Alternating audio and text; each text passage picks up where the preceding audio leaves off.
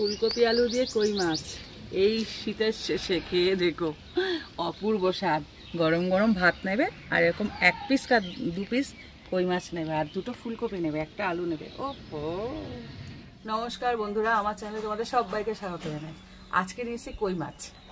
কই মাছ অনেক রেসিপি আছে। মার হচ্ছে জিওল মাছ, ভালোবাসা যে কোনো রকম জিওল মাছ, তাই এত খুশি হয়ে বলছে আজকে কই মাছের কথা। কই মাছ থেকে সত্যি আজকে মনটা একদম তাজা হয়ে গেছে।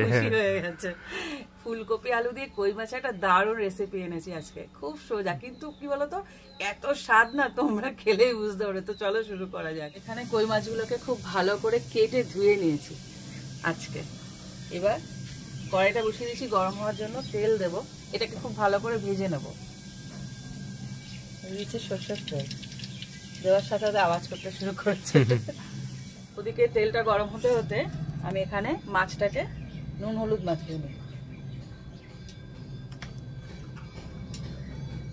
খুব ভালো করে এপিট ওপিট মাখিয়ে নুন হলুদটা মাখিয়ে নিই। এটাকে কড়া করে ভাজতে হবে না, এটা যেহেতু জিওল মাছ, কই মাছ তো জিওল মাছ, তাই হালকা এপিট ওপিট ভেজে নিলেই হয়ে যাবে। তেলটা পুরোপুরি গরম হয়ে গেছে, মাছগুলোকে এক এক করে দিয়ে দিই।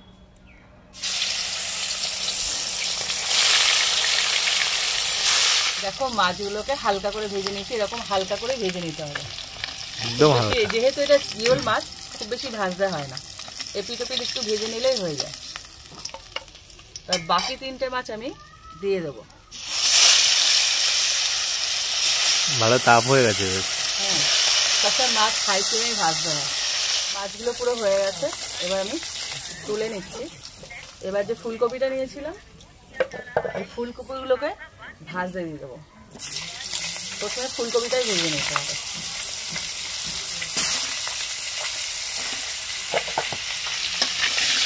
পুরো লাল করে ফুলকপিটাকে আগে ভেজে নেবো। সব তেল খেয়ে নিল। হ্যাঁ, কাঁচা তেল তো খাবে ফুলকপি না, ফুলকপি আর বেগুনে একটু তেল খায়। ফুলকপিগুলোকে দেখো লাল করে ভেজে নিচ্ছি। এবার আমি তুলে নেবো, যেখানে মাছ নিয়েছি ওখানেই নিয়ে নেবো একটা পাশে, মাছের পাশে ফুলকপি। এবার এই তেলের মধ্যেই আলুটাকে ভাজতে দেবো। দিয়ে দিচ্ছি আরেকটু তেল, আর ফোড়ন হিসাবে দিচ্ছি 5 ফোড়ন। 5 ফোড়ন দিয়ে তারপর আলুটাকে ভাজবো। গরমা গরম আছে তেল একদম। এবার আলুটা ভাজতে ভাজতে আমি কিছু মশলা বেটে নেব। মশলা বলতে আদা, এই যে আদা, কাঁচা লঙ্কা আর জিরে, এই 3টে প্রথমে ভেজে নেব। বেটে নেব। হ্যাঁ, আসলে ভাজা পর্ব চলছে তো, একের পরে গুলিয়ে যাচ্ছে নাকি, ভাজা বেরিয়ে যাচ্ছে। আর দিয়ে দিচ্ছি একটু জিরে। এরপরে এই কাঁচা পেঁয়াজটাও বাটবো, আগে এই দুটো বেটে নিই। আদা জিরেটা না এখানে যে বেটে দেবো তার একটা যে স্মেল আছে অপূর্ব লাগবে। তবে আমি জিরের গুঁড়ো দিইনি, আজকে কাঁচা জিরে বেটে দিচ্ছি। কাঁচা বলতে ওই গুঁড়ো জিরে না, একটা হালকা ভেজে তারপরে করি তো, ঘরেই বানাই আমি, তার জন্য বললাম কাঁচা জিরে। তোমরা খেয়াল করবে যখন আমি জিরের গুঁড়োটা দিই ওটা একটু দানা দানা থাকে, ওটা আমার ঘরে বানানো জিরে, কিনি না। দেখো আদা কাঁচা লঙ্কাটা বাটা হয়ে গেছে, এটাকে তুলে নিচ্ছি। এবার বাটবো পেঁয়াজটা। এই বাটা মশলা দিলে যে কি স্বাদ! কষ্ট, একটু খাটনি আছে কিন্তু স্বাদ আছে। বাটা মশলার স্বাদ বেশি হয়। হ্যাঁ, এটাকেও ভালো করে তাহলে বেটে নিই। ওদিকে সমস্তটা বাটা হয়ে গেছে, পেঁয়াজ, আদা, কাঁচা লঙ্কা সব। এবার আলুটাও পুরোপুরি ভাজা হয়ে গেছে, দেখো পুরো লাল করে ভেজে নিয়েছি। এবার এর মধ্যে দিয়ে দিচ্ছি টমেটো। একটা বড় মাপের টমেটো আছে, এটাকে কুচি করে দিলাম। এরপর দিয়ে দিচ্ছি আদা আর কাঁচা লঙ্কা বাটাটা। আদা আর কাঁচা লঙ্কা যে বাটাটা নিচ্ছি না, আর জিরের সাথে হেভি সুন্দর একটা ফ্লেভার বেরোবে। যখনই কষাবো খুব সুন্দর একটা গন্ধ বেরোবে। আর যে পেঁয়াজটা বেটেছিলাম ওটাও দিয়ে দেবো একসাথে। আজকে বাটা দিয়েছি তো, যে গ্রেভিটা হবে না অপূর্ব হবে যেটা, খুব সুন্দর স্বাদ আসবে।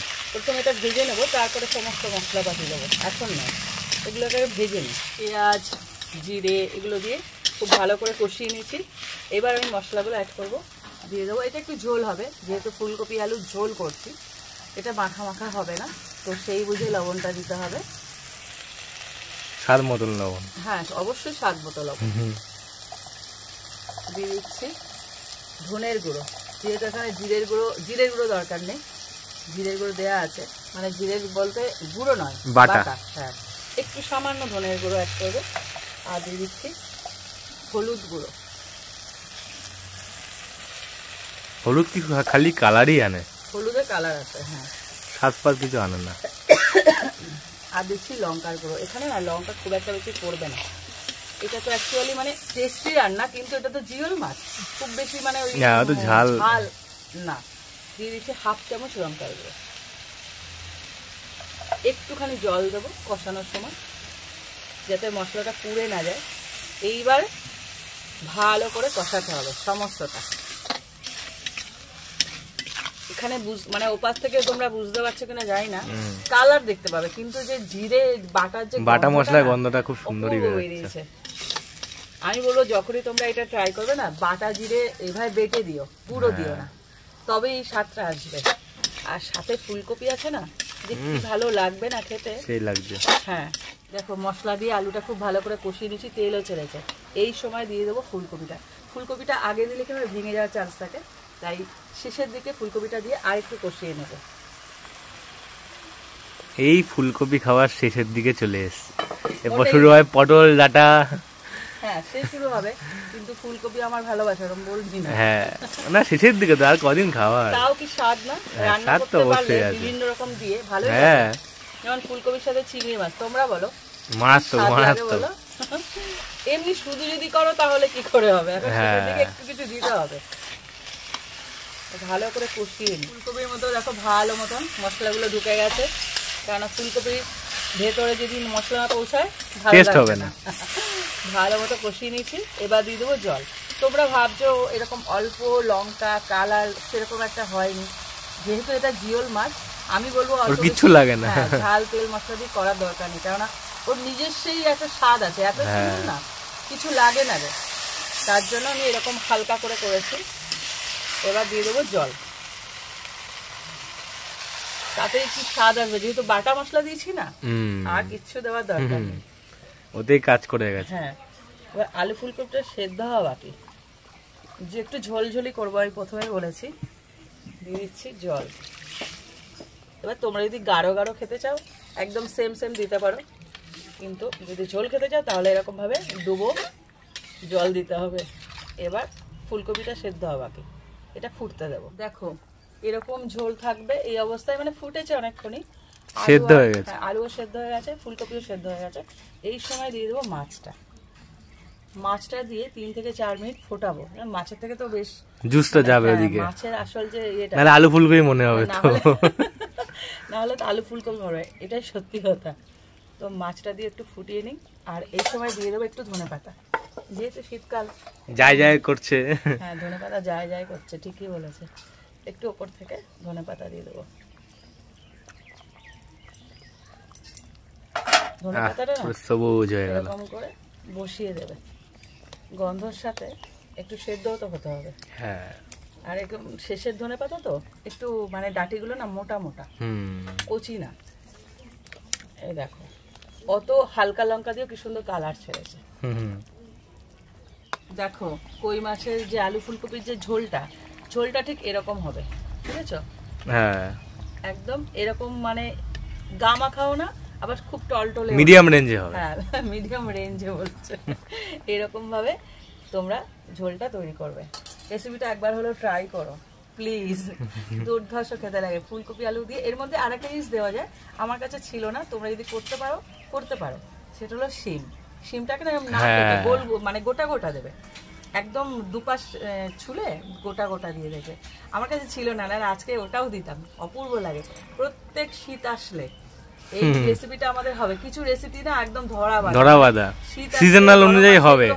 হ্যাঁ একবার হলো ট্রাই করে খেয়ে আমায় কমেন্ট করো, আর ভালো লাগলে লাইক করো, আর এরকম আরো রেসিপি পেতে আমার চ্যানেলটা সাবস্ক্রাইব করে দিও। তো আজকের মতো টাটা।